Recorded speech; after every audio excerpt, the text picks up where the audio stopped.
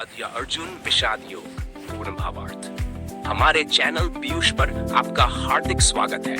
आइए गीता के ज्ञान को आगे बढ़ाते हैं। कुरुक्षेत्र की पवित्र भूमि में युद्ध की तैयारी पूरी हो चुकी थी। धृतराष्ट्र ने संजय से पूछा, हे संजय, धर्म भूमि कुरुक्षेत्र में मेरे पुत्रों और पांडवों ने क्या किया? संजय ने कहा, राजन, राजा दुर्योधन पांडवों की विशाल सेना को देखकर अपने गुरु द्रोणाचार्य के पास गया और बोला, हे आचार्य, देखिए पांडवों की ये बड़ी सेना जिसे आपके ही शिष्य धृष्टद्युम्न ने सजाया है। इस सेना में अनेक पराक्रमी योद्धा है।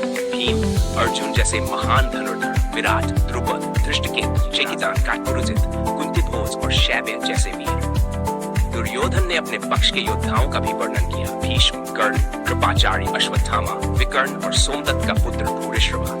फिर उसने कहा, हमारी सेना भी शक्तिशाली है और पितामह भीष्म इसकी रक्षा कर रहे हैं। इसके बाद युद्ध के शंख, नगाड़े और भेरी एक साथ बज उठे।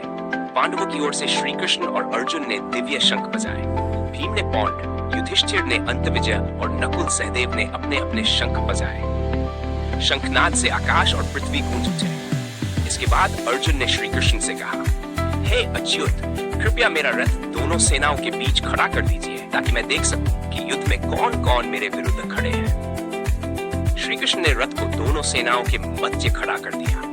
वहां अर्जुन ने अपने सामने पिता समान भीष्म, गुरु द्रोणाचार्य, चाचा, मामा, भाई, पुत्र, मित्र और संबंधियों को खड़ा देखा। अपने ही स्वजनों को युद्ध के लिए तैयार देखकर अर्जुन का मन व्याकुल हो गया। उसके शरीर में कंपन होने लगा, मुख सूख गया, धनुष हाथ से गिरने लगा, त्वचा जलने लगी और मन भ्रमित हो गया। अर्जुन ने कहा, हे कृष्ण, मैं अपने ही लोगों को मारना नहीं चाहता। राज्य, सुख और विजय मुझे नहीं चाहिए। अपने ही गुरुओं, पितरों और भाइयों को मारकर मिलने वाला राज्य मुझे पापपूर्ण लगता है। यदि वे लोग मुझे मार भी दें, तब भी मैं उन्हें मारना नहीं चाहता। ऐसे युद्ध से कुल का नाश होगा, धर्म नष्ट होगा और स्त्रियां भ्रष्ट होंगी। जब कुल धर्म नष्ट होता है तो अधर्म फैलता है और समाज पतन की ओर जाता है। अर्जुन ने कहा, हे जनार्दन, कुलघात से नरक की प्राप्ति होती है। हम लालच और मोह में पड़कर यह पाप करने जा रहे हैं। यह कहकर अर्जुन शोक से भर गया। उसने अपना धनुष और बाण नीचे रख दिए और रथ के आसन पर बैठ गया। उसका हृदय करुणा और विषाद से भर चुका था। यहीं अर्जुन का विषाद प्रकट होता है और यहीं से गीता के दिव्य ज्ञान की शुरुआत होती है।